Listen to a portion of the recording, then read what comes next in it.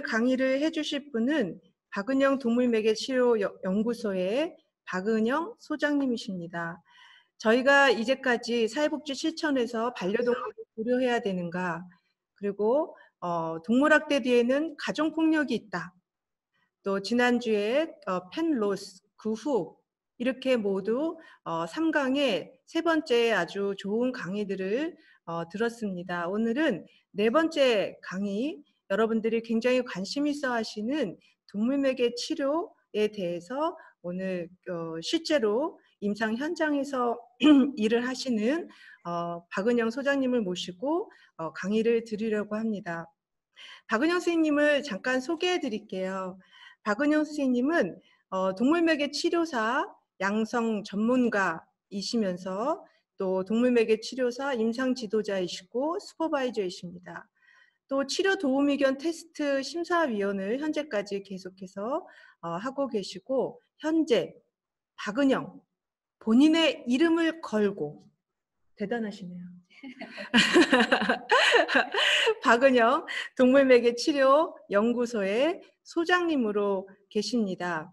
안양과 과천교육청의 5군데 이상의 중고등학교에서 중고등학교 위클래스에서 부적응 학교, 중고등학교 학생들을 대상으로 동물매개 치료 또 현장에서 또 개입을 하고 계십니다. 오늘 소개를 해주실 강의를 해주실 박은영 동물매개 치료 연구소 소장님을 큰 박수로 맞아 주십시오. 안녕하세요.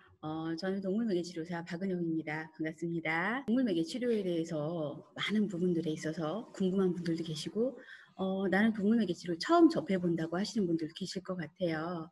이런 모든 분들에게 동물매개 치료가 실제로 임상 현장에서 어떻게 진행되고 있는지 안내하는 시간을 갖도록 하겠습니다. 자, 우리가 동물매개 치료를 많이들 접하실 텐데 제일 먼저 접하실 수 있는 곳이 어딜까요? 바로 방송 매체겠죠.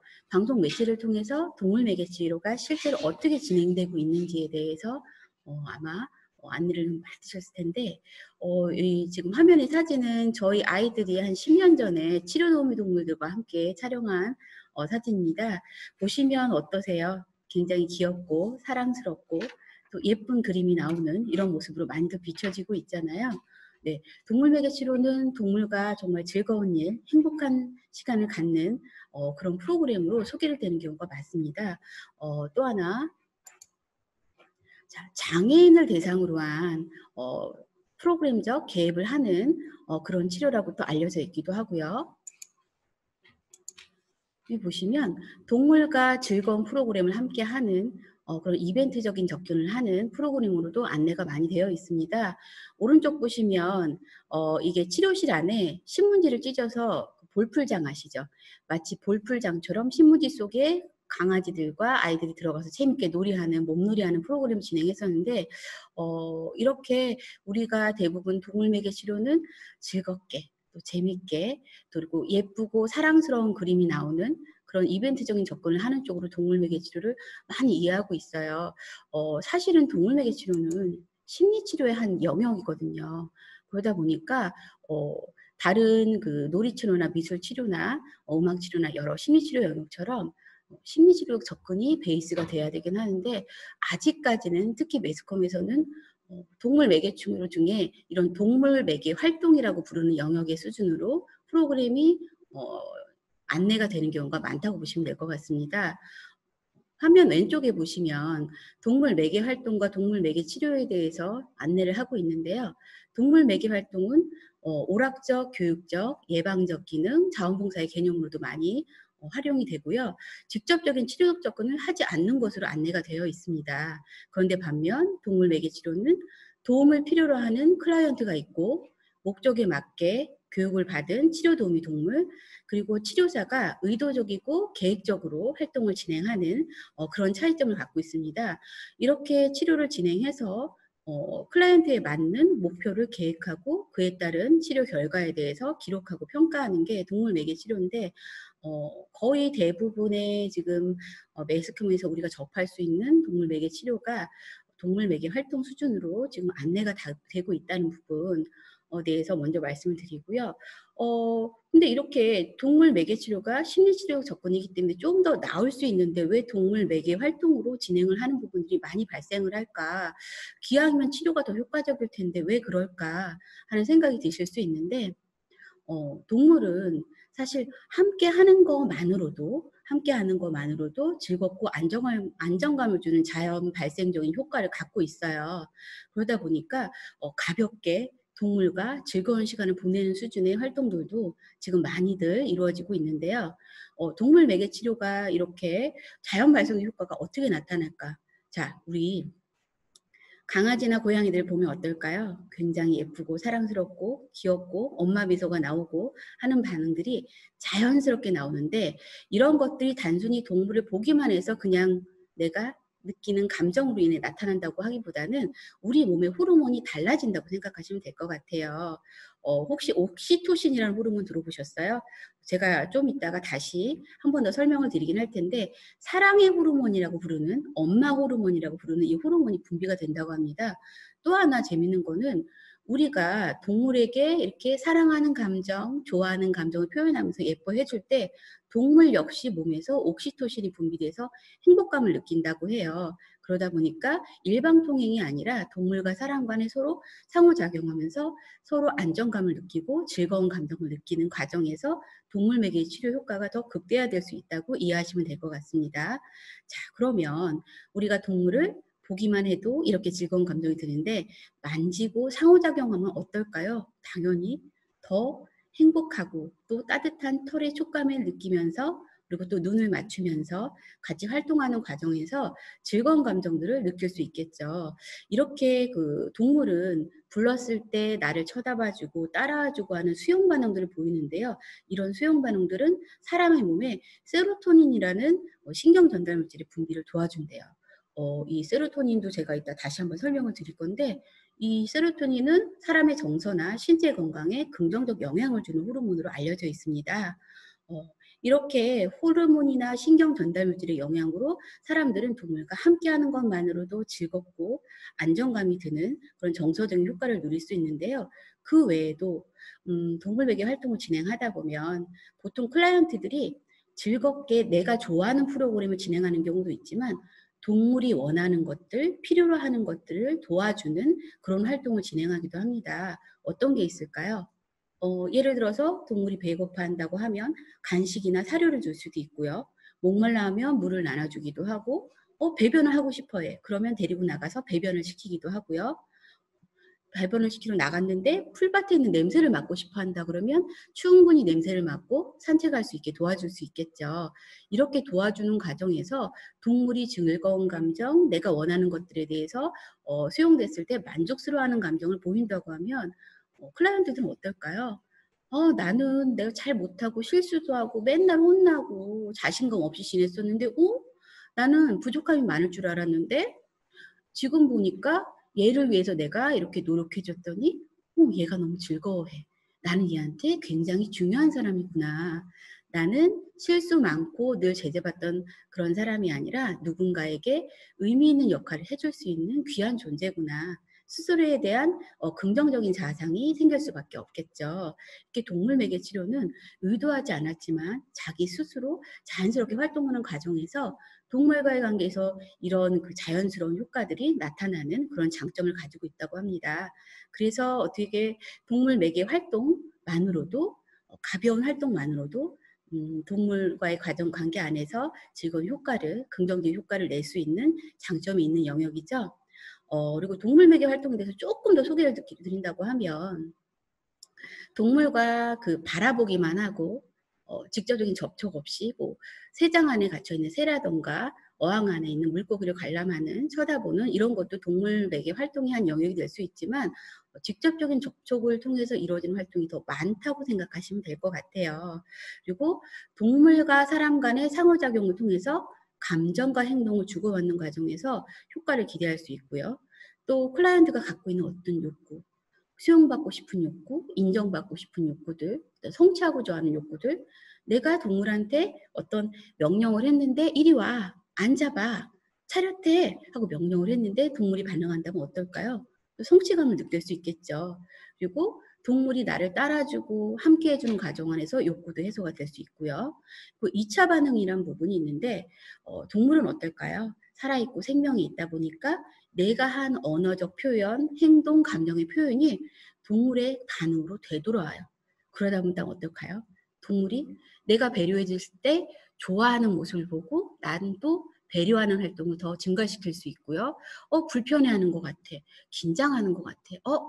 이게 싫으면 난 어떻게 하면 좋을까? 다시 생각해보고 동물이 원하고 편안해하고 나랑 관계 형성을 즐겁게 할 수 있는 방법으로 내 행동을 변화하겠죠.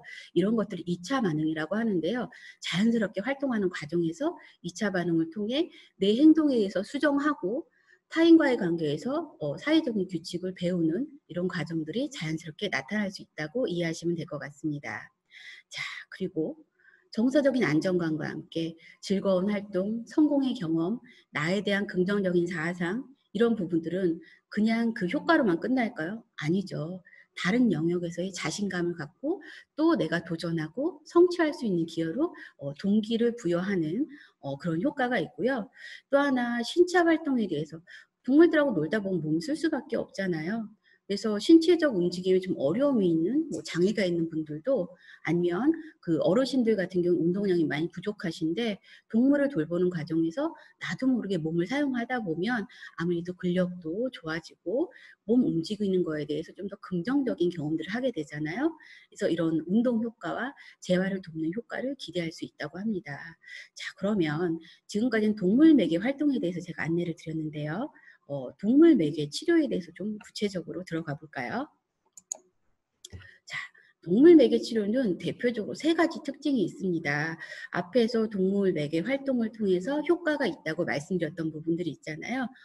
그 부분들 외에도 다른 치료보다 조금 더 치료적 효과를 더 늘릴 수 있다거나 어떤 치료를 위한 기반을 다지는 데 훨씬 도움이 되는 그런 특성들이 있는데 뭘까요? 아무래도 살아있는 동물들과 함께 하다 보니까 발생할 수 있는 그런 효과들, 기대 효과들이 있을 수 있겠죠. 자, 먼저 동물이 클라이언트와 치료자의 관계 형성을 원활하게 돕습니다. 동물하고 함께 하는 것만으로도 즐거운 감정, 정서적인 안정감이 든다고 말씀을 드렸는데 이런 과정에서 사람은 이완 효과를 가지고 있어요. 그리고 불안감이 낮춰지고요. 이렇게 이완 효과와 불안감이 낮춰지면 새로운 환경에 대한 적응력이 올라갈 수밖에 없겠죠. 그래서 동물을 매개로 치료자와의 관계 형성 기간을 단축시키는 장점이 있습니다. 또 하나, 고난이도 대상자, 새로운 사람과 관계 형성하는데 어려움이 있거나 치료를 시작함에 있어서 좀 어려움을 보이는 다소 과격한 행동으로 치료 현장에서 활동하기 좀 어려움을 보이는 클라이언트들이 있을 수 있습니다. 이런 그 고난이도 클라이언트와의 관계에서도 관계 형성하는데 훨씬 더 수월한 그리고 치료를 진행하는데도 많은 장점을 보이고 있는 게 동물 매개 치료입니다. 자, 2번째로 동물은 클라이언트를 차별하지 않는다. 동물의 상대를 비판하거나 비교하지 않고 있는 그대로 대하는 특성을 말하는데요. 사람들은 누구나 대인관계함에 있어서 거부당할지 모른다는 두려움을 갖고 있잖아요. 근데 동물들은 사람을 비판하지 않고 있는 그대로 수용해주고 내 실수에 대한 두려움조차도 감수하게끔 도와줄 수 있기 때문에 이런 동물의 장점이 클라이언트와의 관계를 좀 더 안정적으로 만들 수 있게 도와준다고 합니다. 자, 그 차별 부분에 대해서 한번 얘기를 들어볼까요? 자, 누군가가 만약에 저희 그 치료도우미견이 제가 지금 임상 현장에서 같이 일하고 있는 치료도우미견들이 있는데요. 그 치료도우미견은 저를 굉장히 좋아합니다. 무조건 저만 있으면 된다고 생각할 정도로 많이 사랑하고 저를 믿어주는데 자, 이 친구들이 저보고 뚱뚱하다고 못생겼다고 공부 못하잖아, 머리 나쁘잖아, 그리고 부자도 아니잖아 라고 저를 비난할 수 있을까요? 혹시 제가 그런 면이 있다고 해서 아니요, 전혀요. 이 친구들한테는 그런 부분이 전혀 상관이 없습니다. 남들에 비해서 좀 부족해 보이거나 떨어져 보이는 것들에 대해서 전혀 의식하지 않고요. 그냥 있는 그대로 저를 수용해주고 제가 잘 씻지 않아도 되게 냄새가 나요. 그럼 얘네들은 어떻게 할까요? 냄새가 난다고 싫어하는 게 아니라 더 좋아하고 더 사랑해 줍니다. 이렇게 동물들은 있는 그대로 사람을 수용해 주는 장점, 차별하지 않는 장점을 갖고 있기 때문에 클라이언트들이 실수에 대한 부담감이 줄어들 수밖에 없고요. 동물과의 상호작용 중 연습의 기회 제공으로 성공의 경험으로 이어질 수 있게 도와주는 효과로 이어지기도 합니다. 자, 세 번째, 클라이언트와 동물 간 역동적인 상호작용을 한다. 생명이 있다 보니까 어떨까요? 내가 뭔가 반응하는 것들에 대해서 되돌아온다고 말씀을 드렸잖아요. 생명인 동물의 특성상 상호작용을 통해서 다양한 역동을 경험할 수 있게 도와줍니다. 연습의 기회가 될 수 있겠죠. 동물과의 상호작용을 통해서 나타난 클라이언트의 반응은 또 하나 치료자가 심리치료적 환경에 꼭 필요한 환경 구성에 필요한 힌트를 제공하는 그런 장점을 갖고 있습니다. 그러다 보니까 환경 구성하는데 힌트를 주는 그런 역할을 하다 보니까 어떨까요? 치료 효과를 높일 수밖에 없겠죠. 이렇게 동물 매개 치료는 대표적으로 관계 형성을 원활하게 돕고 클라이언트를 차별하지 않는, 그리고 동물 간의 상호 역동적인 작용을 하는 세 가지 특징이자 장점을 가지고 있다고 알고 계시면 될 것 같습니다. 그러면 이런 장점이 있는 동물 매개 치료를 했을 때 우리는 어떤 효과를 기대할 수 있을까요? 자, 안 넘어가네요. 제가 다시 손으로 넘겼습니다. 자, 올브리치라는 학자는 반려동물이 사람에게 줄 수 있는 도움으로 정서적 효과, 스트레스 감소와 대처 기술 효과, 인지 효과, 건강 효과 등으로 구분하여 제시했습니다. 그리고 이 효과들은 각자 그냥 따로 효과로 있는 것이 아니라 개별적으로만 작용하지 않고 서로 다른 효과들과 동기를 유발해서 모든 그 치료에서 나타날 수 있는 효과들을 더 극대화시키는 그런 장점을 갖고 있는데요. 자, 먼저 정서적 효과를 좀 알아볼까요? 아까 앞에서 말씀을 드렸었죠. 함께 하는 것만으로도 자연스럽게 발생하는 효과가 정서적 효과인데요. 옥시토신은 말씀드렸던 대로 사랑의 호르몬, 교감 호르몬, 강한 정서적 유대감을 키우는데 도움이 되는 호르몬입니다. 이 옥시토신의 또 장점은 코르티솔이라고 우리 혈압과 스트레스에 영향을 끼치는 그런 물질의 감소를 돕고요. 이 옥시토신은 신체적 접촉과 격려하는 말. 자, 활동 중에 어떨까요? 강아지들이나 고양이들이나 여러 동물들 할 때 같이 따뜻한 부드러운 털을 만져주고 안아주고 하는 자연스러운 접촉이 나타날 수밖에 없잖아요.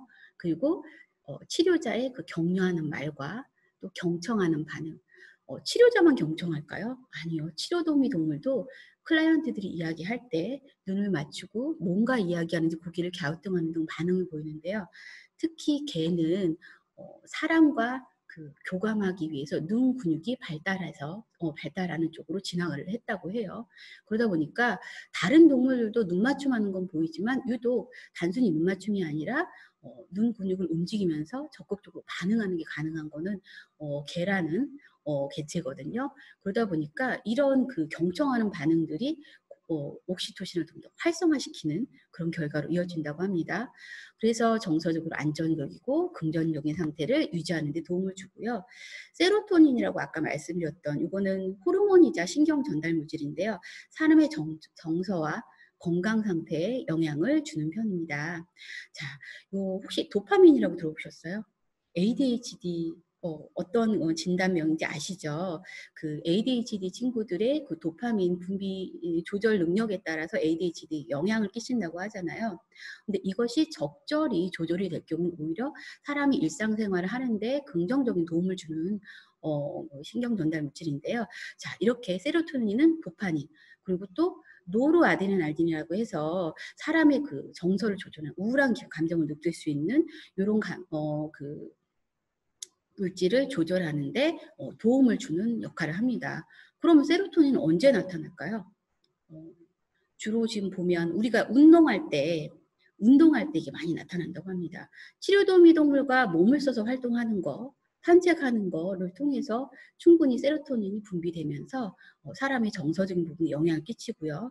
자, 산책할 때 어떨까요? 햇빛을 쬐다 보니까 일광욕 효과가 있잖아요. 이때 또한 세로토닌이 분비되고 동물과 즐거운 활동 중에 자연스럽게 발생한 웃음, 크게 웃는 그런 즐거운 감정 표현하는 과정들이 다 세로토닌 분비에 영향을 끼친다고 합니다. 그리고 요거는 제가 하나 말씀을 드리는데 저희가 운동하다 보면 리프팅이 되잖아요. 이것도 세로토닌이 만들어주는 결과라고 하네요. 그래서 동물과 함께 몸을 사용하고 즐겁게 웃고 하는 이런 모든 것들이 결국 사람의 그 정서적인 측면에 긍정적인 영향을 주는 결과를 낸다고 합니다. 이렇게 즐거운 감정과 안정감을 갖게 되면 어떨까요? 클라이언트들은 스트레스가 감소하고 긴장감이 완화되고 새로운 환경에 대한 대처 능력이 좋아질 수밖에 없죠. 그러다 보니까 정서적 안정 효과는 단순히 정서적 안정으로만 끝나는 게 아니라 대인관계에 있어서 발생할 수 있는 스트레스 상황, 또 그리고 문제 상황에 대해서 해결할 수 있는 대처 능력에도 도움을 주게 될 수밖에 없습니다. 자, 그래서 스트레스 감소와 대처 기술에 대해서 좀 알아볼 텐데요. 동물과 함께하는 활동 중에 안정적인 관계 형성 경험은 옥시토신과 세로토닌 분비를 또 활성화한대요. 좋을 수밖에 없겠죠. 그래서 스트레스를 낮춰주고 정서적으로 안정적인 상태를 유지하게 하는데요. 동물과의 활동으로 인해 얻어진 정서적 안정은 사람의 심박수, 혈압에 영향을 끼치고요. 자, 심박수가 안정감을 든다는 건 어떤 걸까요? 네, 사람이 굉장히 차분해지고요. 주변 자극에 대해서 왜곡되지 않고 건강하게 받아들일 수 있다는 그런 준비를 시켜주는 과정이라고 보시면 됩니다. 그리고 스트레스 상황의 경우에도 그 요인에 대한 인식을 통해서 자극을 위협 또는 도전으로 활발하게 받아들여서 이것들에 대해서 단순히 스트레스만 여겨서 힘들어하는 게 아니라 내가 이것들을 적절한 그 해결책을 찾고 극복해 갈 수 있는 회복 탄력성을 발휘할 수 있게 돕는 그런 과정으로 연결이 된다고 이해하시면 될 것 같습니다. 자, 반려동물은 사람들의 스트레스 해소를 위한 적절한 배출구 역할을 한다.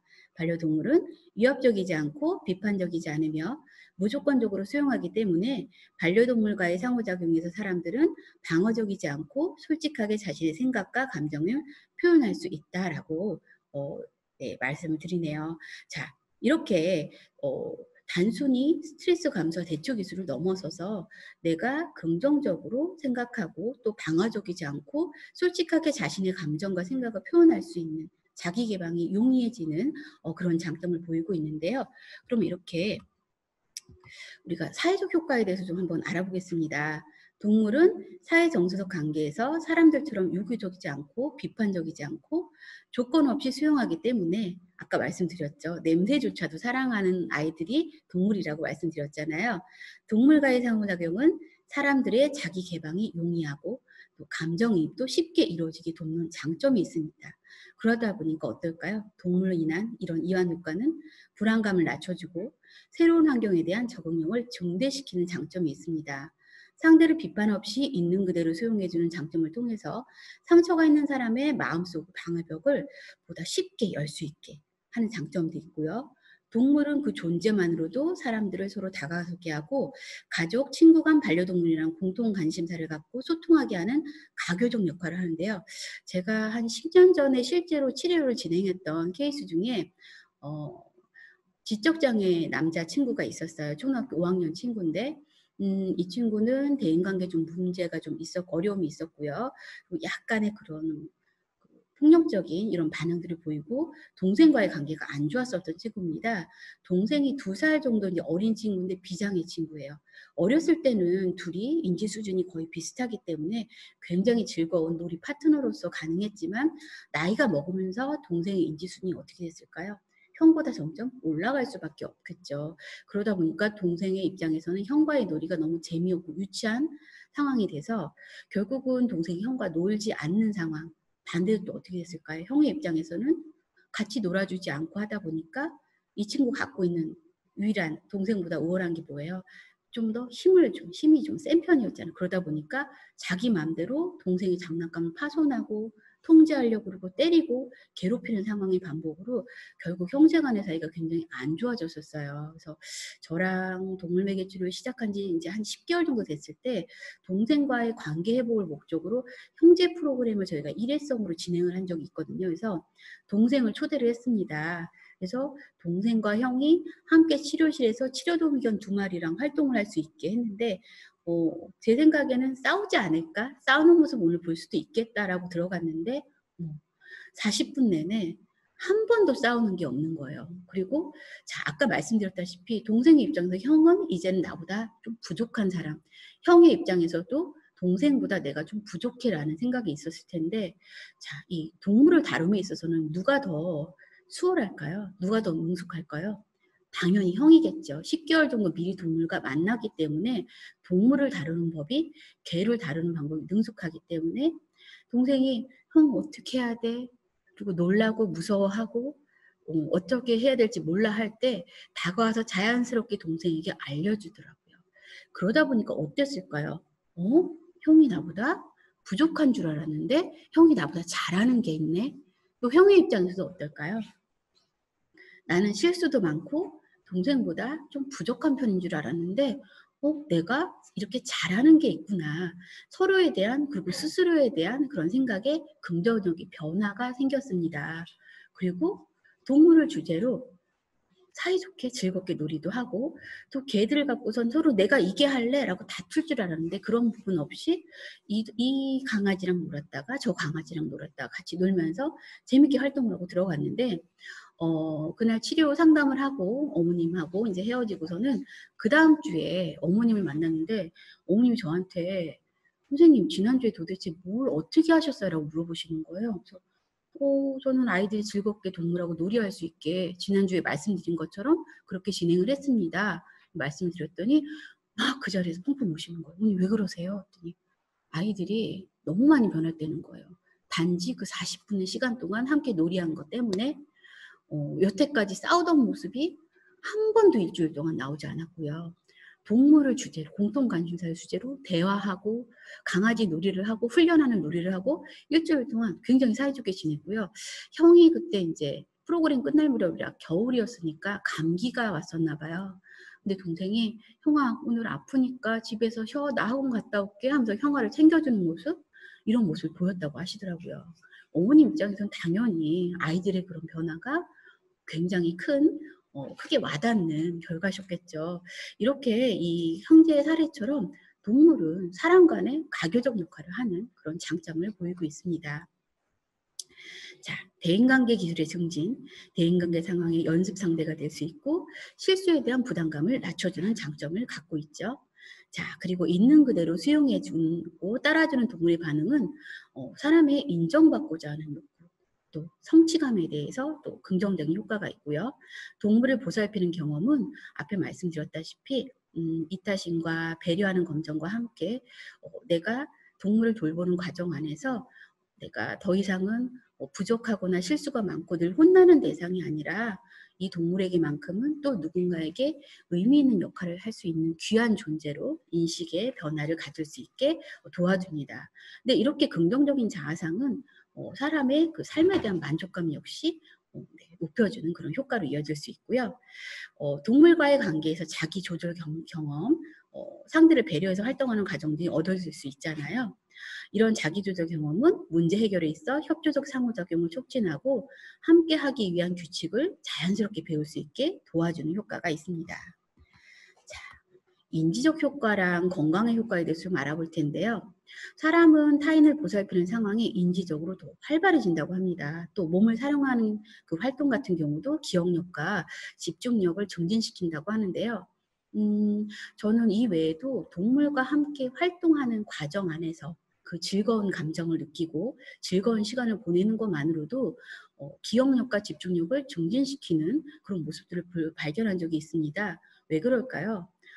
한번 이렇게 생각해 보면 어떨까요? 우리 어렸을 때, 학교 다닐 때, 중고등학교 때 내가 좋아하는 선생님, 내가 좋아하는 과목은 굉장히 재밌고 집중해서 수업을 들을 수 있었고 그때 배웠던 내용들은 오래 기억하는 그런 결과들을 경험했던 적이 있으실 거예요. 이와 마찬가지로 동물 매개 치료 시간이 너무 즐겁고 행복했다면 그 시간에 이루어졌던 인지적 접근의 결과들이 보다 오래 기억에 남고 그리고 좀 더 집중해서 활동에 참여하는 그런 경험을 할 수 있게 아마 도와줬을 겁니다. 자, 이렇게 그 인지적 효과론도 인과관계에 대해서 학습하는 부분, 문제 해결 능력을 향상시키고 언어 사용을 자극하고 호기심 자극의 경험을 통해서 사람의 뇌기능을 활발하게 하는 장점을 갖고 있습니다. 또한 성공의 경험은 자신감을 회복해서 단순히 지금 이 영역에서 성공으로 끝나는 게 아니라 다른 영역에서 활동을 시도할 때 또 다른 성공으로 이어질 수 있게 동기를 부여하는 장점으로 이어집니다. 자, 건강의 효과. 당연히 동물하고 활동하다 보면 몸을 사용하는 과정 안에서 건강 효과를 누릴 수 있겠죠. 그런데 이렇게 즐겁게 몸을 사용하는 과정에서 다양한 감각 자극, 대소근육의 운동의 발달과 회복에 긍정적 영향을 주는 것 외에 어, 우리가 또 얻어질 수 있는 것들이 있다고 합니다. 어, 실제로 제가 어르신들 대상으로 동물 매개체를 진행한 적이 있는데요. 진행할 때 이분들이 그 프로그램 시간 안에 동물들을 보살피고 하는 과정 안에서 아무래도 좀 평소에 움직이는 것도 힘들어 하시고 되도록이면 앉아 있으려고만 하셨던 분들이 얘네들한테 맛있는 걸 주고 쓰다듬어 주고 하기 위해서 잠깐이라도 일어났다가 앉는다던가 그리고 이제 간식을 꺼내기 위해서 이제 주머니를 열어드리면 그걸 또 가져다가 강아지들이 먹을 수 있게 그릇에 넣어서 앞에다 편안하게 놔주신다던가 얘네들하고 즐겁게 가벼운 수준의 산책을 또 활동을 하신다던가 이런 자연스럽게 어쩌면 재활 현장에서는 굉장히 힘들고 버거워할 수 있는 그런 상황들이 동물과의 활동 안에서 자연스럽게 나타날 수 있는 그런 경험을 저도 했던 적이 있었거든요. 그리고 제가 실제로 그 임상 현장에서 내변면 장애가 있는 친구를 만났었던 적이 있었어요. 인지 수준도 많이 떨어져서 거의 그 아기 이제 돌 막 지난 아기 정도 수준밖에 안 되는 친구였는데 이 친구는 균형 감각이 굉장히 심하게 이제 문제가 있는 친구였어요. 그러다 보니까 어느 정도였냐면 은박 돗자리 아시죠? 우리 바다에 까는 얇은 돗자리 거기에도 걸려 넘어질 정도로 굉장히 균형 감각이 떨어지는 친구였는데 이 친구가 저희 프로그램에서 변화가 나타났는데요. 저도 지금도 지금 가장 그 반갑고 가장 기뻤던 그 친구의 사례가 있는데 이 친구는 사실 일어나면 하루 종일 서 있어요. 절대로 앉질 않아요. 넘어지고 이 앉았다 일어나는 것 자체에 대해서 굉장히 힘들어하고 또 재활 현장에서도 재활훈련 하는 것 자체를 스트레스 받아 하는 친구였거든요. 그래서 하루 종일 서 있다가 힘들면 업어달라고 하는 거예요. 할머니께서 주양자셨거든요. 얼마나 힘드셨겠어요. 맨날 업어줘야 되다 보니까. 그래서 처음에 소형치료도우미견을 이 친구가 좋아하기 때문에 키가 작으니까 제가 안고 이 친구가 만질 수 있게 도와줬거든요. 어느 순간부터는 제가 더 이상 안아주진 않았어요. 이 친구 어떻게 했을까요? 천천히 앉아서 2, 3초 잠깐 만지고 일어나고 그 시간이 한 10초 그러더니 그게 1분 나중엔 치료 시간 내내 앉아서 강아지들 만지는 게 가능해진 거예요. 스스로. 그래서 제가 와, 이 친구 가능성이 있겠는데 그 다음 작업은 이 강아지랑 줄을 잡고 산책하는 걸 어디서 봤나 봐요. 줄을 갖고 와서 하고 저한테 알려달라고 하더라고요. 그래서 줄을 잡고 산책할 수 있게 해줬는데 자, 소형치료도우미견을 좋아한다고 했잖아요. 소형치료도우미견 산책을 하려면 어떻게 할까요? 개가 잘 따라오는지 뒤를 쳐다봐야 되는데요. 뒤만 보는 게 아니라 몸을 살짝 기울여야 보여요. 근데 은박돗자리에 걸려 넘어지는 친구가 얘를 산책을 앞으로만 가는 게 아니라 얘를 쳐다보면서 넘어지지 않고 간다는 건 굉장히 고난이도 작업이잖아요. 그 작업을 즐겁게 해내더라고요. 자기를 따라오는 개를 보면서 흐뭇해하면서 활동하는 모습이 제 눈에도 굉장히 행복해 보였거든요. 그런데 또 들려왔던 소식이 이 친구 재활을 담당한 선생님을 통해서 정말 재활훈련하기 힘들었고 맨날 울고 떼쓰는 거 달래는 게 일이었는데 이 친구 여기 동물매개 치료 시간에 이미 근육을 많이 써봤잖아요. 성공의 경험도 했고 그리고 그때마다 아무래도 저희가 격려를 많이 해줬겠죠. 재활 현장에서도 하나 둘 노력하는 모습들 그런 근육에 힘이 생겨서 변화하는 모습들이 나타났다고 합니다. 이렇게 동물과의 활동은 사람의 몸에 대해서 운동 능력을 향상시키고 균형 감각을 증진시키고 감각을 또 자극하기도 하고 재활에 대한 그 부담감을 낮춰주기도 하고 그리고 스스로에 대한 어떤 만족감 또한 올라갈 수밖에 없겠죠. 이런 건강 효과에 크게 영향을 끼치는 거로 나타나 있고요. 자, 반려동물을 키우는 일에 대해서 또 효과가 있다고 하는데요. 심장 질환을 일으키는 혈압, 콜레스테롤, 중성지방의 수치를 감소시켜주고 심근경색을 겪는 환자들의 경우에도 반려동물을 키우지 않는 사람보다 훨씬 회복이 빠르다고 해요. 그리고 노인의 병원 방문율도 감소하는 그런 연구 결과들이 보고되고 있다고 합니다. 이렇게 동물은 함께 하는 것만으로도 그리고 동물을 돌보는 과정에서도 사람의 그 신체에 긍정적인 효과를 내는 장점을 갖고 있습니다. 자, 이런 동물 매개 치료의 각 효과들은 개별적 효과로 끝나지 않고 다른 기능적 영역에서 가능성으로 역할을 하는 그런 동기부여의 그 장점을 갖고 있는 것들이 나타나고 있고요. 자, 그러면 이렇게 다양한 효과가 있는 동물 매개 치료. 어떻게 이루어질까? 내가 TV에서 어떤 매스컴에서 본 동물 매개 치료는 걔랑 즐겁게 놀이하고 뭐 예쁘게 뭘 만들어주고 뭐 간식도 만들어주고 그래서 사진도 찍고 뭐 그런 예쁜 모습들이 많았는데 심리치료 접근이라고 했는데 어떻게 이루어질까 좀 궁금하시죠? 자, 그러면 동물 매개 치료가 어떻게 이루어지는지 가볍게 제가 그림으로 좀 설명을 드리겠습니다.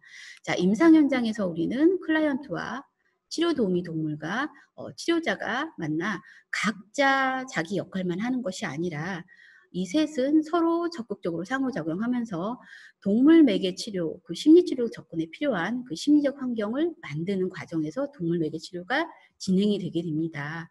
그리고 치료를 마무리한 다음에는 보호자와 그 상담을 진행을 하고요. 동물 매개 치료가 자녀와 함께 클라이언트 어떻게 이루어졌는지 결과를 안내하고 앞으로의 방향성을 안내하기도 하고요. 또한 그 클라이언트가 생활하는데 적응하는데 필요한 그 건강한 양육 환경을 보호자가 제공할 수 있도록 그런 부분들이 상담 시간에 같이 안내된다고 생각하시면 됩니다. 그럼 클라이언트는 치료 시간에 뭘 할까요?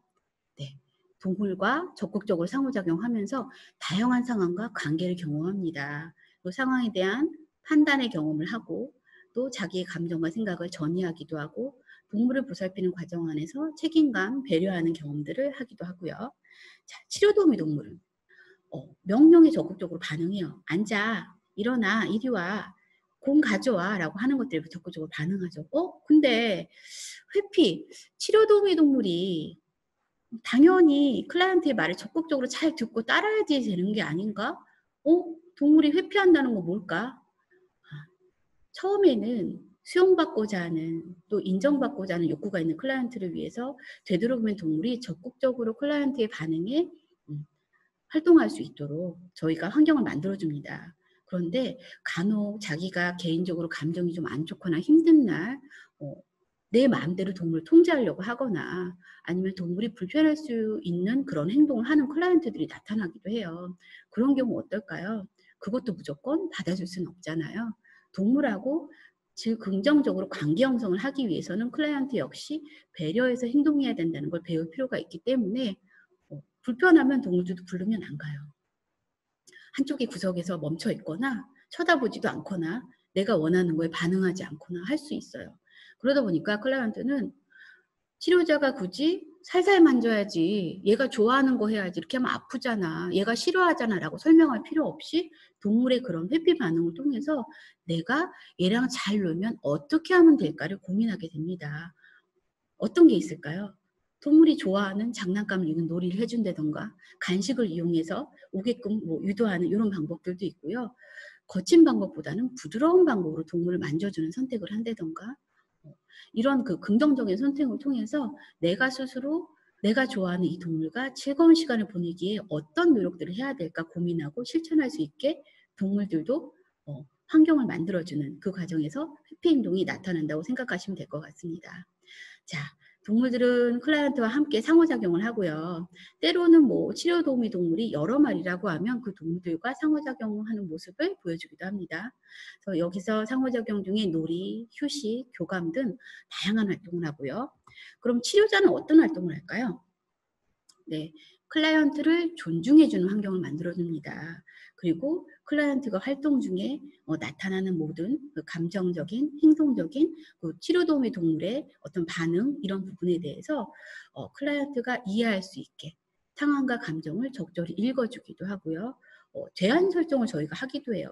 근데 이 제한 설정이 어떻게 보면 부정적으로 좀 이해가 되실 수도 있는데 저는 최소한 기본적으로 치료 시간 동안은 치료실 공간 안에 머물기 그리고 클라이언트와 치료 도우미 동물이 다치지 않는 활동만 하기 정도의 최소한 기본 제한 설정을 하고 있어요.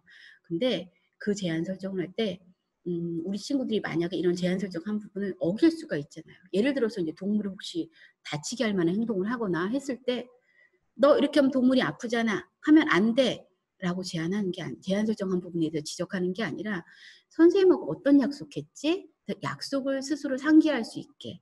그래서 생각해보고 스스로 실천할 수 있게. 그래서 지금 앞에서는 분명히 막 과격하게 행동해서 동물을 놀라게 했었는데 이 친구가 선생님이랑 어떤 약속을 했지? 했을 때 동물이 다치지 않게 배려하는 선택을 하는 순간 네가 강아지가 놀라지 않게 조심스럽게 다가와 주니까 작은 소리로 박수 쳐주니까 어떤 친구들은 귀가 터질 정도로 박수를 치는 친구가 있어요. 치료 시간 내내. 근데 그 부분에 대해 통제를 너무 받았기 때문에 제 눈치를 보면서 박수를 귀가 터질 정도로 계속 치는 거예요. 그러면 저도 놀라고 치료 도우미도 놀랄 수밖에 없었죠. 근데 그 행동이 이런 부분에 있어서 제가 작게 쳐주니까 강아지들이 놀라지 않았어. 즐겁게 박수치는 걸 이해한 것 같아. 네가 부드럽게 만져주니까 지금 강아지가 좋아서 꼬리를 흔들었어. 라고 상황에 대해서 안내하면서 제한 설정이 단순히 혼나지 않기 위해서 칭찬받기 위해서 하는 것이 아니라 관계 형성 위해서 건강한 선택으로 아이가 스스로 자발적으로 선택할 수 있는 그런 선에서 제한 설정이 이루어진다고 생각하시면 될 것 같습니다. 자, 이렇게 동물 매개 치료는 클라이언트와 치료 도우미 동물, 치료자가 함께 어우러져서 심리 치료적 접근이 가능한 환경을 만드는 걸 통해서 이제 이루어지는데요. 자, 제가 계속 동물 매개 치료는 심리 치료적 접근이야라고 말씀을 드리는데 말씀 그대로 동물 매개 치료는 심리 치료의 한 영역입니다. 쉽게 설명을 드리면 놀이 치료는 놀이나 놀잇감을 매개로 해서 심리 치료적 접근을 하는 영역이고요. 미술 치료는 미술을 통해서 미술을 매개로 이루어지는 심리 치료적 영역인 것처럼 동물 매개 치료는 동물을 매개로 해서 심리 치료적 환경이 제공되는 치료라고 이해를 하시면 될 것 같습니다. 근데 이렇게 지금 계속 제가 말씀드리는 것 중에 환경을 제공해줘야 돼. 환경을 구성해줘야 돼. 라는 말씀을 드리는데 어떤 환경을 얘기하는 걸까? 클라이언트를 분석해서 지금 보면 제목에 보면 클라이언트를 분석하는 거. 자, 우리는 보통 클라이언트를 저희가 치료 의뢰를 받을 때 클라이언트가 갖고 있는 진단명을 기준으로 해서 클라이언트를 기본적으로 어떻게 치료를 이끌어 나가야 될지 계획을 작성을 합니다. 근데 그 계획 과정 안에서 보면 클라이언트의 성향이라던가 양육 환경이 어떤지 그리고 이 친구 갖고 있는 그 진단명과 이 성향과 어우러졌을 때 어떤 어려움이 발생을 할 수 있는지 또 그 외에 어떤 특성들을 갖고 있고 어떤 어려움들 때문에 의뢰가 됐는지를 기본으로 해서 클라이언트 상황 분석을 해요. 근데 지금 동물 매개 치료를 저희가 진행할 때도 분명히 이런 분석 부분들이 굉장히 중요한데요.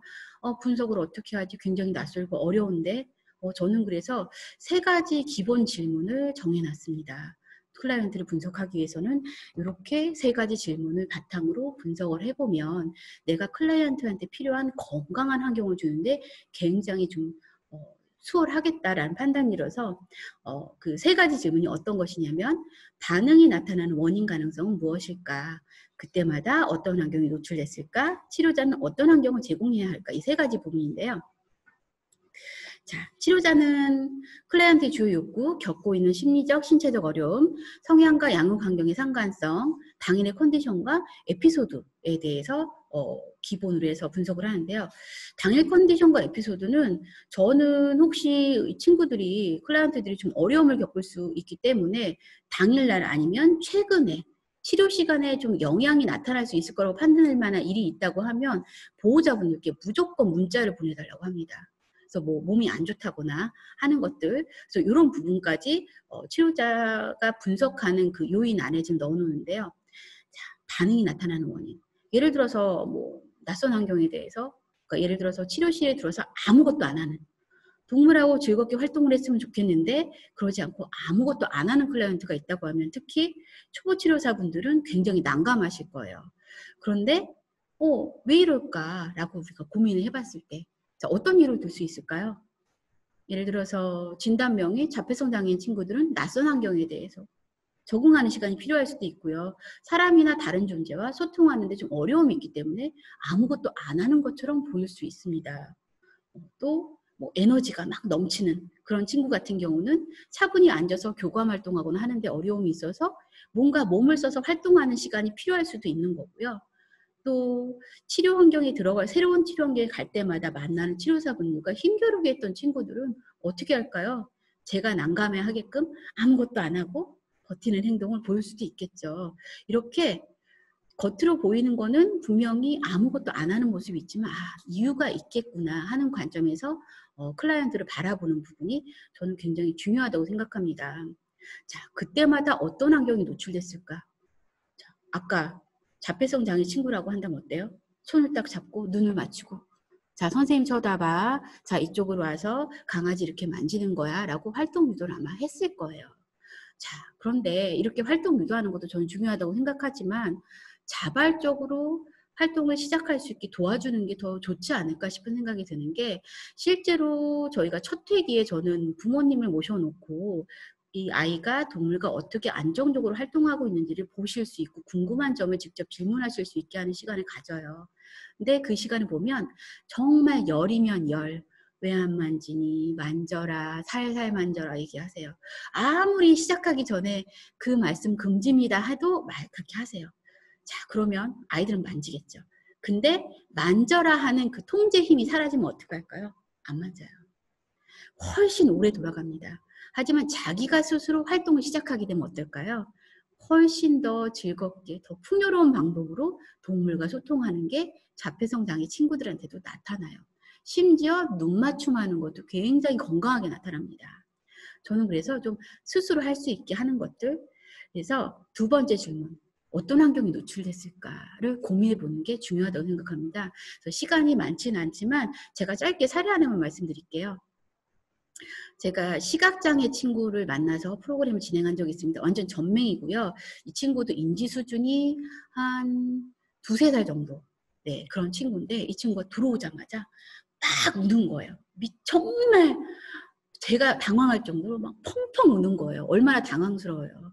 자, 왜 그럴까? 자, 1번 질문. 원인 가능성 뭐지? 낯설어서.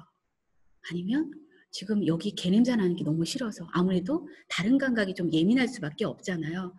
또 뭐가 있을까? 얘 지금 나랑 힘겨루기 하나? 어쩌면 지금 보면 낯설어서 그런 것도 있고 하지만 힘겨루기 가능성도 있겠다. 일단은 어떤 이유든 얘는 지금 되게 속상하구나. 짜증났구나. 빨리 벗어나고 싶구나. 그러면 얘가 이럴 때마다 어떤 환경이 노출됐을까? 분명히 얼르고 달래거나 무섭게 통제하셨을 거야. 그런 힘겨루기를 얘는 해봤기 때문에 분명히 그 부분은 얘한테 그 부분으로 반응했을 때 도움이 되지 않을까. 그럼 난 뭘 하지? 속상한 그 감정을 공감해줘 보자. 그래서 제가 했던 거는 저희 강아지 이름들이 마루덕이에요. 아무개야, 너 진짜 속상하구나. 선생님이랑 마루덕이랑 여기서 기다릴 테니까 너 실컷 울어, 마음껏 울고 다 온 다음에 선생님한테 와서 얘기할 거 있으면 얘기하고 물어봐도 돼. 자, 그렇게 하고 진짜 기다렸어요. 그랬는데 정말 거짓말같이 1초, 2초, 3초 아이 표정이 변하는 거예요. 뭐지 이거? 이건 내가 생각했던 그 상황이 아닌데 아이 표정이 진짜 심각하게 변하더니 갑자기 울음을 뚝 그치고 치료실 구석으로 막 가서 탐색을 하기 시작하는 거예요. 그래서 어머, 정말 얘가 속상했던 아니면 뭐 낯선 환경에 대한 어려움이 있었던 그냥 있는 그대로 얘의 그런 감정 그냥 읽어주고 기다려주기만 했더니 얘가 경험했을 그런 불편할 만한 그런 상황들 대신 제가 다른 선택을 했더니 아이가 오히려 금방 그치고 주변을 탐색하는 활동을 시작을 하더라고요. 그래서 저희 눈치 없는 개들과 함께 아이에게 다가가서 아이가 관심 보이는 거에 대해서 같이 이거는 뭐야? 무슨 색깔이야? 차갑다. 울퉁불퉁하다는 느낌을 말하면서 저희 개들이 가서 눈치 없이 아이 손을 핥고 몸을 막 비비고 하면서 활동을 시작했던 경험이 있습니다. 자, 세 번째. 어떤 환경에 노출됐는지를 제가 예측을 했어요. 자, 그러면 어떤 환경이 제공되면 좋을까? 아까 제가 말씀드렸다시피 그 시각장애 친구 사례처럼 저는 기다리는 선택을 했어요. 그게 기존에 이 친구가 경험했던 얼르고 달래거나 무섭게 혼내는 것보다 훨씬 나은 방법일 거라고 생각해서 선택한 건데 이렇게 해서 클라이언트한테 필요한 환경들을 제가 제공하는 쪽을 이 세 가지 질문을 이용해서 저는 주로 치료 시간에 환경 구성을 하는 편입니다. 자, 밑에 보시면 또 다른 환경 구성의 협조자가 있습니다. 바로 보호자입니다. 클라이언트가 건강하게 회복할 수 있도록 돕기 위한 파트너인데요. 클라이언트가 보였던 다양한 반응, 그런 반응이 왜 나타나는지를 치료사들은 보통 상담 시간을 통해서 이제 분석한 결과를 전달합니다. 그래서 그 반응에 대해서 어떤 환경 제공했는지, 결과는 어땠는지, 만약에 부정적인 결과가 나타났다. 그러면 원인의 설명을 통해서 이게 치료의 과정인지, 대체 환경이 필요한지를 또 안내합니다. 좀 안심을 시키셔야죠. 보통 부정적인 얘기를 하면 굉장히 놀라세요. 스트레스 받으시고. 그래서 이것도 치료의 과정이고 그럴 수밖에 없는 이유가 있다는 설명을 하는 걸 통해서 보호자분이 안심하고 그리고 치료자가 진행하는 치료의 방향에 협조할 수 있게 안내를 할 수 있어야겠죠. 일상에서 일반화를 위해서 어떤 환경을 제공해 주면 좋을지를 또 안내하고요. 근데 이 안내는 보호자가 실천할 수 있는 수준, 보호자들이 능력이 없어서 그런 환경 구성을 못하는 게 아닙니다. 어떻게 보면 너무 지쳐있기 때문에 원래 갖고 있는 능력을 충분히 발휘하지 못할 수 있거든요. 걷지도 못하는 아이한테 뛰라고 할 수 없는 것처럼 지금 보호자가 갖고 있는 그런 심리적 어려움이나 현재 상황에 따라서 그 보호자 수준에 맞게 실천할 수 있는 단계를 제안하는 게 저는 굉장히 중요하다고 생각합니다. 자, 보호자를 위한 정서적 지지자, 자원 연결자의 역할. 이게 치료자의 역할일 수 있어요. 때로는 보호자분들은 어떻게 보면 굉장히 외로우실 수 있거든요. 그러다 보니까 어려운 상황에 그리고 그 클라이언트와 함께 생활하면서 힘들고 지쳐있는 보호자들에게 치료자가 옆에서 응원하는 지지자의 역할, 자원 연결자의 역할을 했을 때 보호자분들은 훨씬 더 본인이 갖고 있는 능력을 원활하게 발휘할 수 있는 그런 멋진 그 치료의 파트너로서 옆에 머물러 주실 수 있게 될 겁니다. 자, 그러면 저는 동물매개 치료 사례에 대해서 지금부터 이제 몇 가지 좀 말씀을 드릴 텐데요. 이렇게 여러 가지 효과와 장점을 갖고 있고 이렇게 환경 구성하는 방법을 통해서 동물매개 치료를 진행하는 거에서 안내를 드렸는데 쉽게 공놀이라는 주제를 가지고 사례를 좀 말씀을 드릴게요. 자, 공놀이 어떤가요? 굉장히 기본적인 활동입니다. 어떤 이벤트적 접근이 될 수도 있고요. 자, 던진 다음에 가져와! 라고 하면 강아지가 가져오면 간식을 주거나 칭찬해주는 이런 기본적인 프로그램이에요. 이걸 통해서 심리치료 접근이 가능하대요. 분석이 가능하고 환경 제공이 가능하고 그걸 통해서 어떤 이런 심리치료 접근의 결과물을 끌어낼 수 있다고 합니다. 제가 동물매개 치료 시작한 지 한 12년 정도 됐는데 12년 내내 처음에는 저도 공놀이를 그냥 던지고 가져오는 정도만 했는데 하다 보니까 여기에서도 클라이언트의 변화를 이끌어낼 수 있는 그런 가능성들을 발견할 수 있더라고요. 자, 먼저 공놀이 필요한 걸 먼저 얘기할까요? 공에 대한 관심이 있어야겠죠. 공에 대한 관심 없으면 못합니다. 근데 실제로 제가 다음에 말씀드릴 그 자폐성 장애 친구가 공에 관심이 없는데 갑작스럽게 변화를 보여요. 제가 이따 말씀드릴게요. 자, 손과 눈의 협응 당연히 돼야 되고요. 대소근육 운동의 활용 능력, 균형 감각, 함께 놀이하는 것에 대한 즐거운 경험 이런 부분들이 있어야 공놀이가 훨씬 더 풍요로워집니다. 자, 다양한 공놀이. 이 앞에 지금 사진을 보면 이 친구는 지금 앞에 있는 소형견이 공을 너무너무 갖고 싶은데 안 줘요. 공을 튀기면서 계속 약 올리는 거예요. 이렇게 동물을 약 올리는 장난 같은 활동을 하는 친구들도 있고요. 자, 이건 풍선치기입니다. 개들이 풍선치기를 하더라고요. 자, 풍선치기 굉장히 재밌잖아요. 나 혼자만 하고 싶어요. 근데 걔가 풍선치기를 할 줄 알면 어떻게 되는지 아세요? 클라이언트들이 개들이 풍선을 잘 칠 수 있게 쳐줘요. 그리고 기다려요. 걔가 풍선을 치면 꼭 그 풍선을 친 클라이언트한테 되돌아오지 않잖아요. 다른 방향으로 하면 다른 쪽에 있는 클라이언트가 그걸 또 받아치는데 역시 치료도우미견이 실수하지 않고 잘 풍선을 받을 수 있게 배려해서 자, 이때 뭐 필요한가요? 손과 눈의 협응, 대소근육 활용, 균형 감각, 타인을 배려하고 규칙 이런 부분들이 자연스럽게 나타날 수밖에 없는 프로그램이었습니다. 자, 이 친구는 고등학생인데요. 걔를 너무 무서워해서 지금 이게 한 8주 만에 이제 개에 대한 두려움을 극복해서 이제 하는 건데 사실 이 사진을 확대해 보면요. 저희 개가 늑대같이 코가 이렇게 완전히 찌그러져 있어요. 굉장히 막 이러면서 이 친구가 무서워할 만한 표정인데도 용기를 내서 공을 이용한 줄다리기가 가능했던 거고요. 요거는 가족 프로그램이었습니다.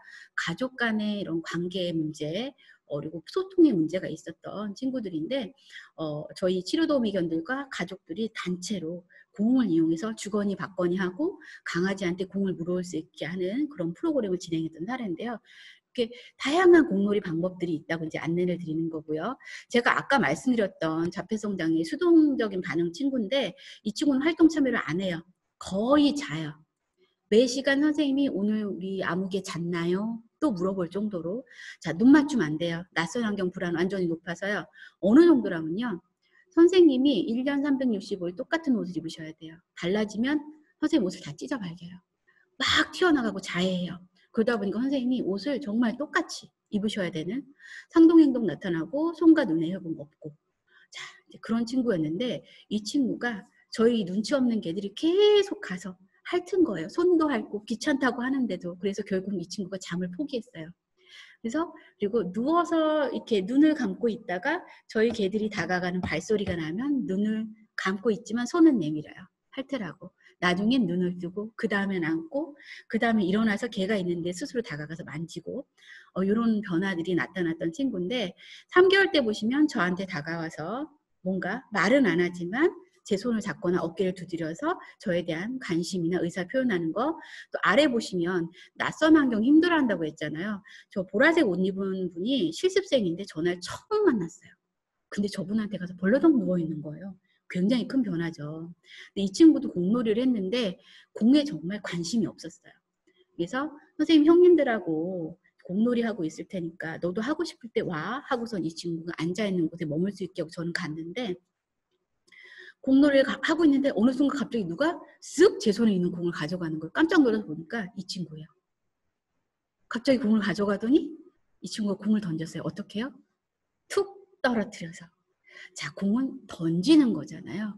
근데 이 친구가 모델링한 공놀이는 손에서 공이 떨어지는 거, 떠나가는 거, 분리되는 거. 근데 이 친구만의 공놀이였죠.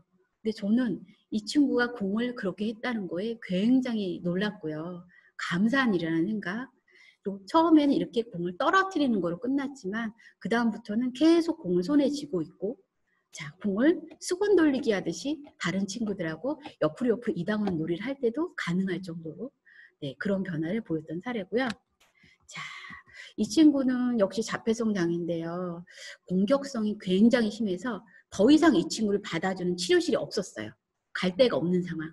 근데 제가 근무하고 있던 복지관에서 동물 매개 치료가 굉장히 효과가 좋다. 그리고 공격적인 행동을 하는 친구들도 안정감을 찾아서 치료 효과를 누린다는 게 소문이 좀 전달이 됐었다고 하시더라고요. 이 친구는 흰겨루기 경험이 굉장히 많아요. 왜? 어머님이 자 대부분의 장애를 가진 보호자분들이 아마 공통적으로 생각하시는 부분일 거예요. 아무래도 내가 세상을 더 먼저 떠날 거기 때문에 그 전에 우리 아이가 혼자 생활하는데 어려움이 없게 준비를 해줘야 된다는 생각 누구나 다 갖고 계실 거예요. 그러다 보니까 이 에너지가 넘치는 애를 맨날 엄하게 혼내서 억지로 앉혀놓으시고 혼내시고 때로는 때리시고 감정 기복도 있으시고 되게 지치셨었거든요.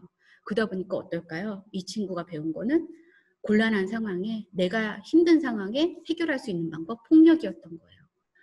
근데 어머님이 굉장히 야리야리 하시거든요. 그러다 보니까 이 친구가 어느 순간 훌쩍 키가 커버리더니 어머님 힘을 능가해버리니까 어쩔 때는 어머님한테도 폭력적인 반응을 보일 정도로. 그러다 보니까 치료실에서는 당연히 어려웠겠죠.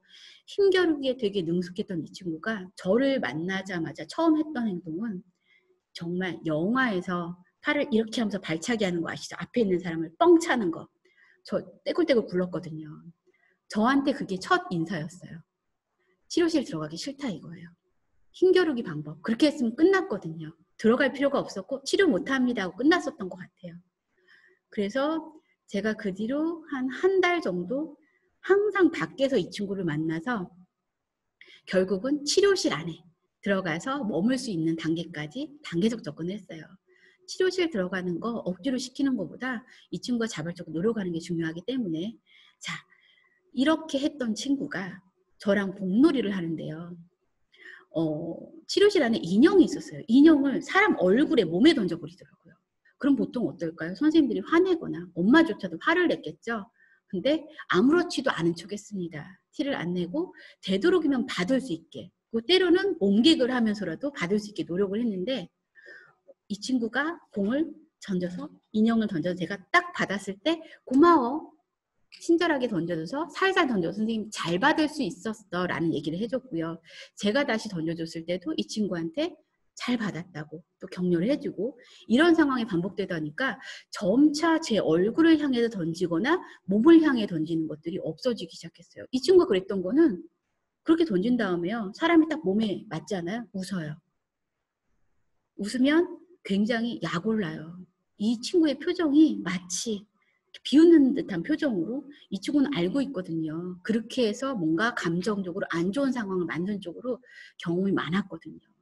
근데 저랑과의 관계에서 제가 공을 어떻게든, 인형을 어떻게든 받아내고, 그리고 화내는 것보다는 좀 의연하게, 아이고 선생님이 공을 못 받았네, 미안해, 다시 주워서 던져주고, 이런 과정이 반복되다 보니까 더 이상 이 사람하고는 힘겨루기 할 필요가 없구나가 생겨버리니까 그 다음부터는 살살 던지더라고요. 그래서 정말 살살 던져줘서 고마워, 선생님이 공을 잘 받을 수 있었어 라고 격려해 주는 것들.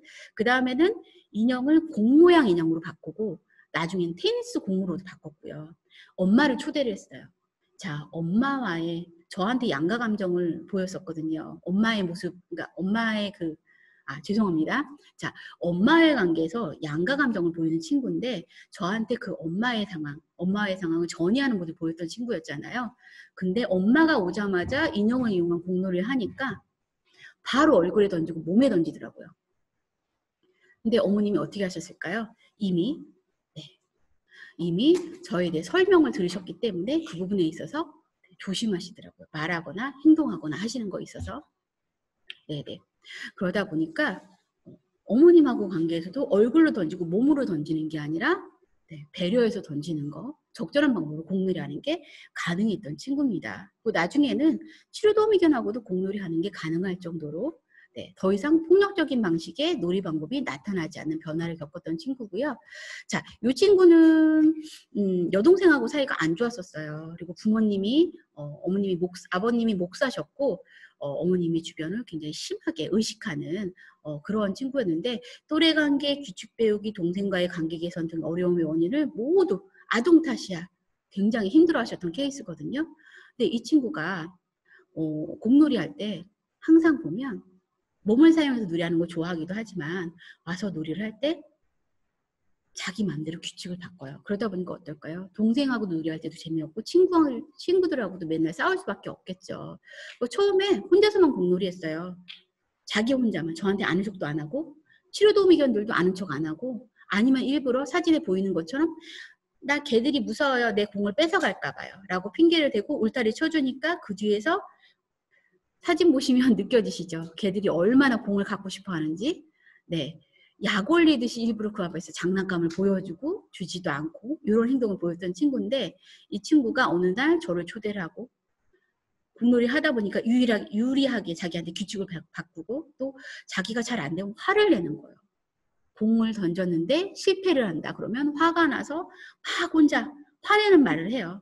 선생님 때문이잖아요. 아니면 지나가는 개 때문이잖아요. 핑계를 대기도 하고. 그래서 세게 던지는 모습을 보였는데, 어느 날은 또 제가 실수를 하면 너무너무 재밌어 하는 거예요.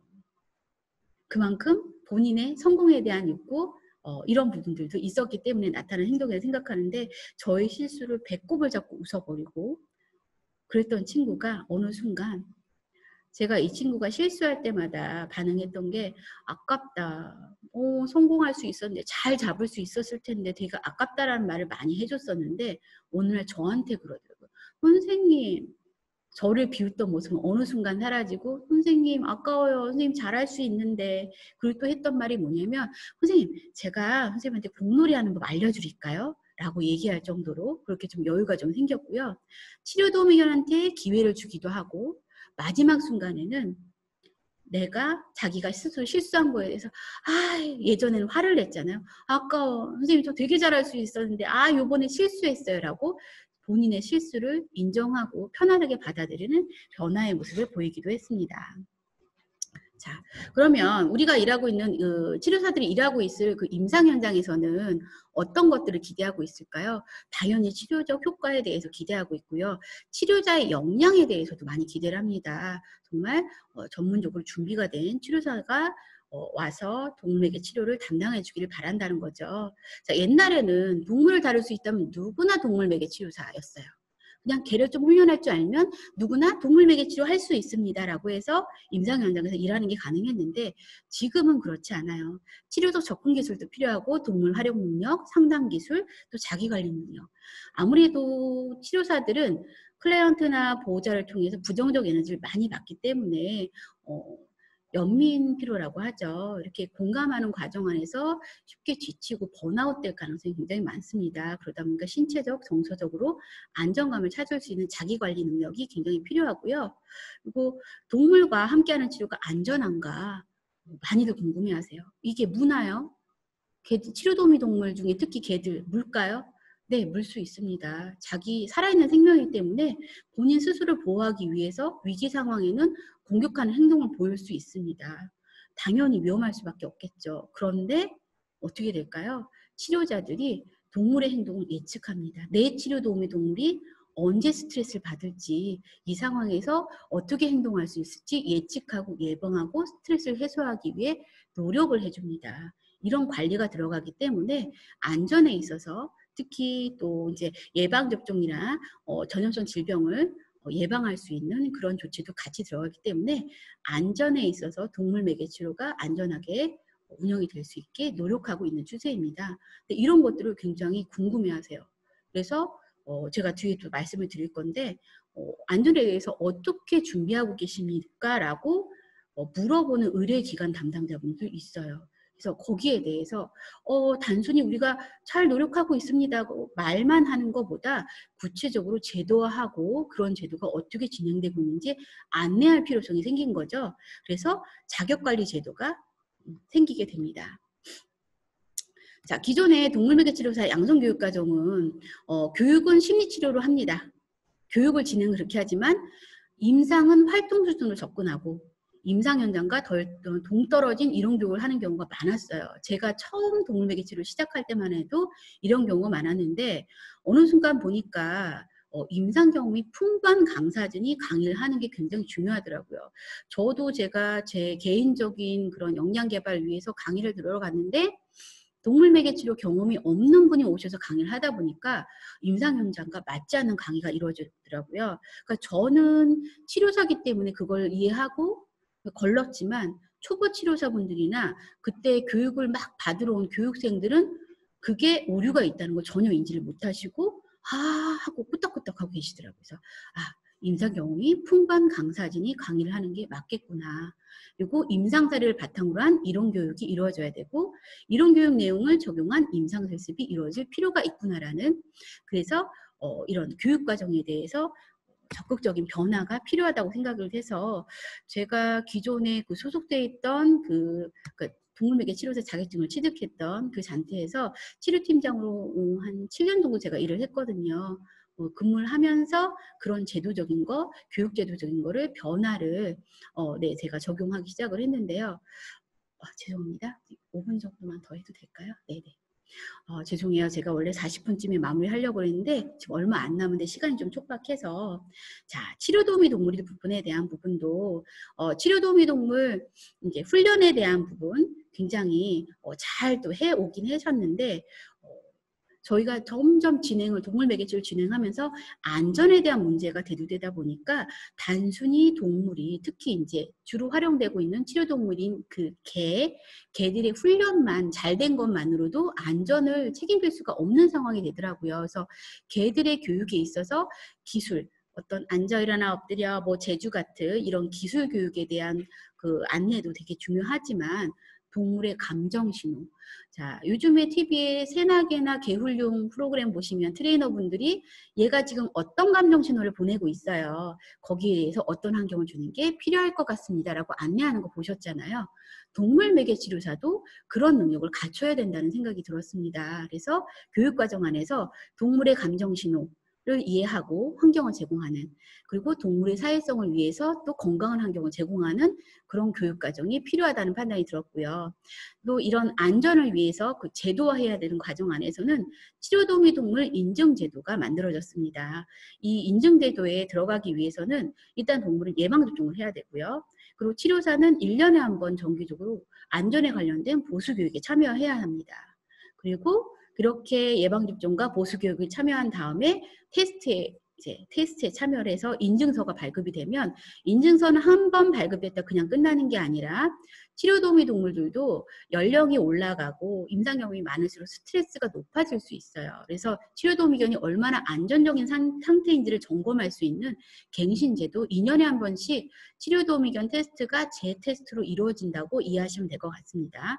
자, 이렇게 또 안전을 위한 그 보수 교육이 있는데, 아까 말씀드렸던, 그래서 여기에는 단순히 동물의 그 공격성에 대한 부분만 들어가는 게 아니라 치료자의 신체적 정서적인 건강에 관련한, 그리고 클라이언트를 주제로 한 내용들이 들어가게 되는데, 왜 그럴까요?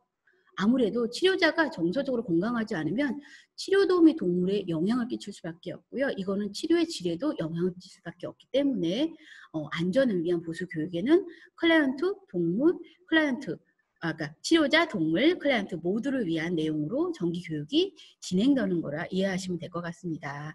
자, 왼쪽에 보시면 아까 말씀드렸던 치료자가 겪는 그 어려움에 대한 것들을 가볍게 좀 기재를 해놨고요.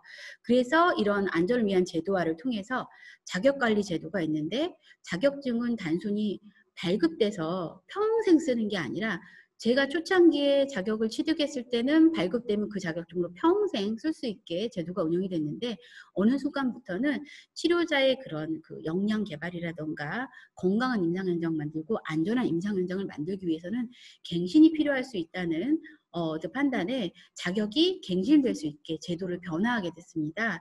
그래서 이 자격 갱신을 받기 위해서는 1년에 슈퍼비전을 2번이나 4번 정도, 기간마다 다릅니다. 자, 그리고 역량 개발을 목적으로 한 연수 및 세미나 한 20시간 정도 1년에, 또 그리고 정기적인 보수교육 1회, 그리고 치료도우미 동물을 인증. 자, 인증받은 치료도우미 동물이 없으면 임상 현장에서 일을 할 수가 없습니다. 자, 그리고 아래는 권장사항인데요. 정기적인 개인 상담 및 개인 분석, 이런 부분들이 이루어져야 치료자 스스로도 신체적, 정서적으로 건강한 상태로서 자신의 그 역량을 최대한 잘 발휘할 수 있는 환경이 제공될 수 있을 거라고 판단되기 때문에, 자격관리 제도를 통해서 저희가 동물 매개 치료사가 임상 현장에서 일할 수 있게 안내를 하고 있고요. 이런 그 제도화된 내용들을 그 치료를 의뢰하는 기관들에 안내를 해서 안전을 위해 이렇게 신경 쓰고 있습니다라고 저희가 전달을 드리고 있어요. 실제로 최근에는요, 치료 의뢰를 들어와서 치료사를 파견을 하게 되면 기관 담당자가 먼저 요청을 해요. 안전교육 받은 수료증, 치료도우미견 인증서 제출해 주십시오. 저희 이거 있어야 이 치료사분 저희 기관에 채용할 수 있습니다라고 연락이 오기도 합니다. 그래서 이제는 안전이 아주 동물 매개 치료에서의 기본이 되고 있습니다. 자, 이렇게 동물 매개 치료는 점차 임상 현장에서 안전을 바탕으로 원활하게 이루어질 수 있게 지금 진행이 되고 있는데요. 자, 제가 시간이 좀 남아 있으면 동물 매개 치료에 대해서 주요 질문들에 대해서 한번 좀 안내를 드리고 마무리하려고 했었는데, 네네. 네, 그래서 대표적인 질문을 몇 가지 하고요. 그리고 또 이제 오늘 이 자리에 바쁜데 이 추운 날 귀한 시간을 내서 학생 한 분이 오셔서 질문을 하기에 대기하고 계시다고 해서 제가 마지막 그 주요 질문들에 대해서만 간단히 말씀을 드리겠습니다. 자, 왜 개가 주로 활용이 되나? 다양한 치료도우미 동물이 있는데 많이들 궁금해하세요. 근데 저도 곤충, 뭐 토끼, 햄스터, 뭐 말, 고양이, 물고기, 새, 다양한 동물들이 활용되는 거 알고요.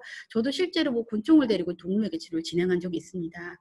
자, 근데 예를 들어서 햄스터를 데리고 하는데 대소근육 운동에 문제가 있다거나 힘 조절 능력에, 아니면 살아있는 동물을 배려하는 게 좀 힘든 친구라고 하면 햄스터를 데리고 활동을 했을 때 햄스터가 다치거나, 네, 클라이언트가 다칠 수 있죠. 그러다 보니까 뭐 햄스터의 경우는 클라이언트에 좀 제한이 있을 수밖에 없어요. 그리고 어떤 스트레스 상황에 취약해요. 굉장히 예민합니다. 그런데 개는 어떨까요? 우리가 트레이닝을 통해서 임상현장에 필요한 환경을 만들기 위한 기술을 알려주는데 교육시키는데 굉장히 수월하고요.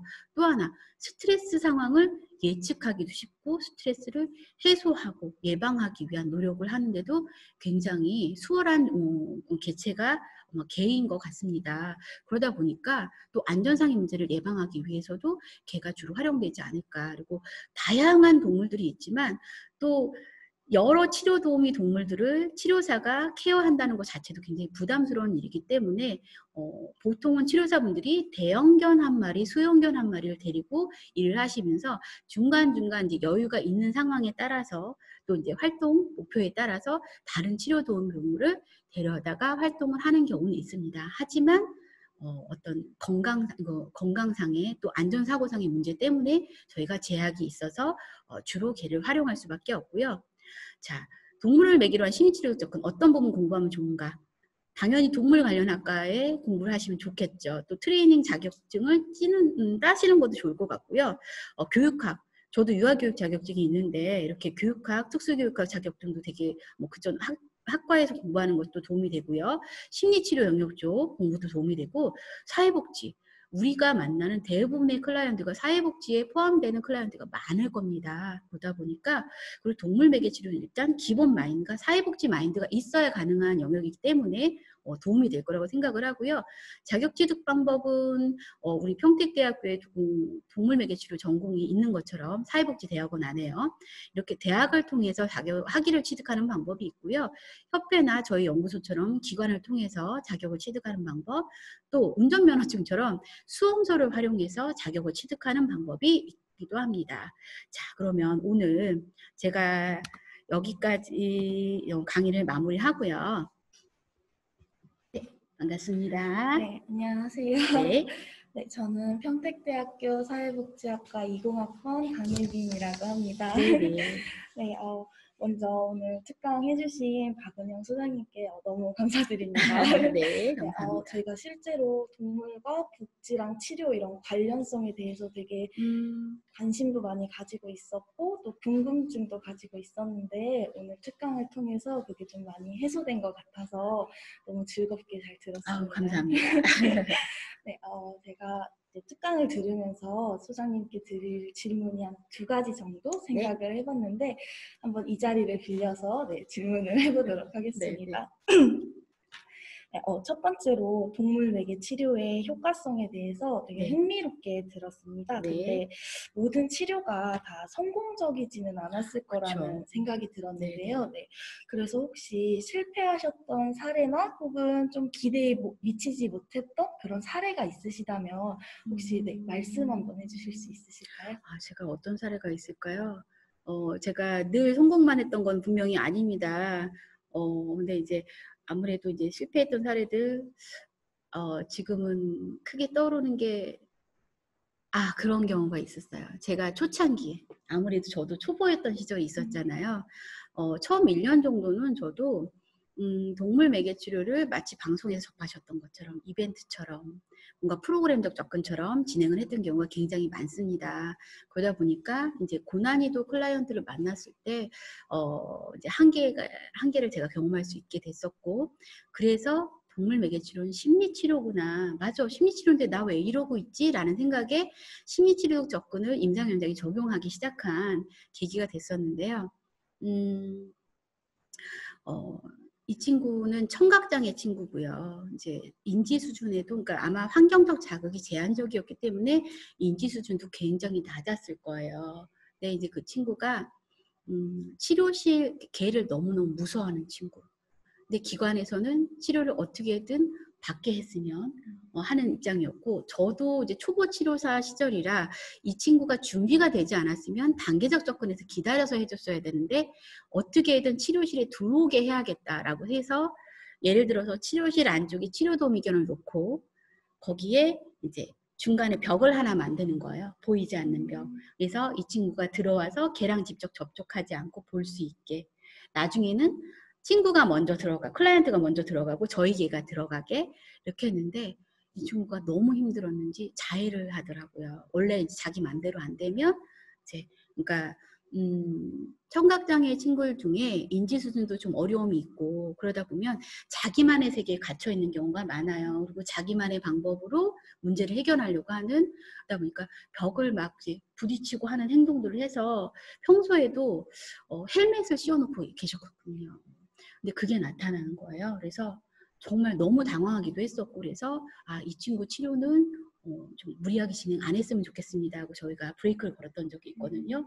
네, 그래서 말씀드렸다시피 클라이언트에 맞게 제대로 된 분석과 이 클라이언트가 동물과의 활동을 원활하게 시작할 수 있게 도와줄 수 있는 단계적 접근이 같이 갔다면 아마 지금이라면 그 친구가 걔랑 너무너무 행복해하는 모습을 제가 볼 수 있었을 텐데 그 부분이 좀 아쉬웠던 사례였던 것 같습니다. 네. 답변 감사드립니다. 그리고 두 번째는 선생님의 최종 비전이 어떠신지 여쭤보고 싶은데요. 비전이라고 하면 앞으로 이제 방향성에 대해서 말씀하시는 거죠. 제가 사실은 동물 매개치를 하면서 제가 공부를 하게 된 계기가 이게 어떻게 보면 저는 그냥 어떻게 보면 이게 경제 활동이잖아요. 직업이고. 그러다 보니까 일을 시작을 하면서 사실 좋아서 한 것도 있습니다. 동물도 좋고 내가 동물을 매개로 클라이언트를 만나서 변화를 경험했을 때 그 부분이 보람찼기 때문에 시작한 부분이 분명히 있습니다. 근데 제가 아까 말씀드렸다시피 분명히 한계를 경험한 적도 있었고요. 그래서 그때 느꼈던 또 하나의 느꼈던 점은 책임감이었습니다. 나는 그냥 단순히 이걸 통해 내 경제적 활동일 수도 있지만 클라이언트나 보호자의 입장에서는 내가 이분들의 삶을 책임질 수는 없지만 내가 선택한 환경, 제공한 환경, 그 과정에서 표현했던 어떤 언어적 표현과 행동들이 이분들의 삶에 지대한 영향을 끼칠 수밖에 없겠구나라는 생각이 굉장히 컸어요. 그러다 보니까 좀 더 책임감 있게 치료를 진행해야겠다, 제대로 치료를 진행해야겠다 싶어서 제가 공부를 하기 시작을 하게 됐습니다. 정말 치료를 제대로 하고 싶어하는 그 욕심 하나 때문에 공부를 시작했는데 어느 순간 사람들 앞에서 동물 매개치료 이런 거예요. 동물 매개치료는 이렇게 하셔야 합니다 하고 안내하는 그런 안내자의 역할을 하고 있더라고요. 그리고 그러다 보니까 지금 제가 강의 중간에 말씀드렸던 것처럼 동물 매개치료가 효과적으로 진행되는 것도 굉장히 중요하지만 안전하게 진행되는 것도 중요하구나, 이런 부분에 있어서 흔히 접하는 매스컴에 접하셨던 동물 매개치료가 이벤트적으로 흥미 위주로 진행되는 그런 것보다는 클라이언트에게 제대로 도움도 줄 수 있고 특히 거기에는 기본적으로 안전도 포함이 되고, 또 하나 이제는 동물의 복지 차원에서 치료도우미 동물이 어떻게 보면 우리 사람들을 위해서 희생하고 있는 거잖아요. 그 친구들의 노력 덕분에 동물 매개 치료가 원활하게 진행될 수 있었던 거기 때문에 이제는 효과적인 치료와 안전한 임상 현장과 거기에 더불어 치료도우미 동물이 행복할 수 있게, 그래서 클라이언트 스스로도 치료도우미 동물을 배려하면서 치료 효과를 누릴 수 있는 그런 동물 매개치료를 만들어야겠다라는 생각이 제 최종 동물 매개치료의 방향이라고 생각하시면 될 것 같습니다. 네. 네, 질문 너무 또 귀한 시간 내주셔서 네. 이렇게 특강도 진행해 주시고 저희한테 좋은 이야기 많이 네, 들려주시고 이렇게 또 질문에도 너무 좋은 답변 해주셔서 다시 한 번 더 감사드립니다. 네.